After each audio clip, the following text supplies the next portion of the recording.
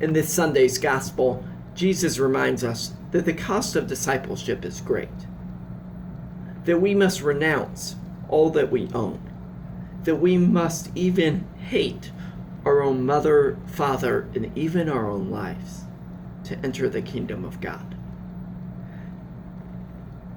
Now, this is a confusing saying, but I think to look into it a little bit, the best way to do so is to look into the life of Mother Teresa. This Sunday, Mother Teresa will be canonized and become Saint Teresa of Calcutta. This shows us the cost of discipleship. For Mother Teresa to become a saint did indeed give up everything. She became poor so that she could serve the poor. And if anything got in the way of loving God above everything, she hated it. This is how we are to live our lives.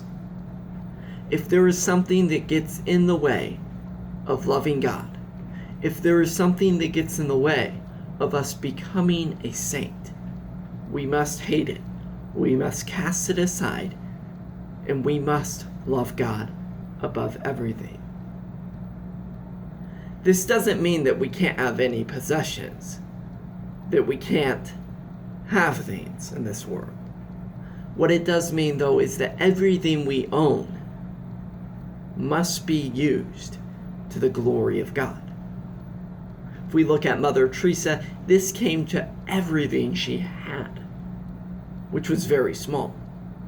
But even the smallest thing, such as a pen, Mother Teresa believed that the smallest thing was to be used for the glory of God.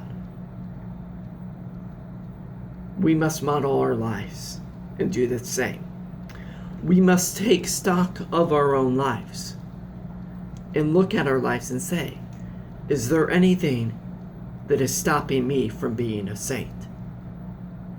If there is, we must take that thing. We must cast it aside and strive towards sanctity and the glory of God.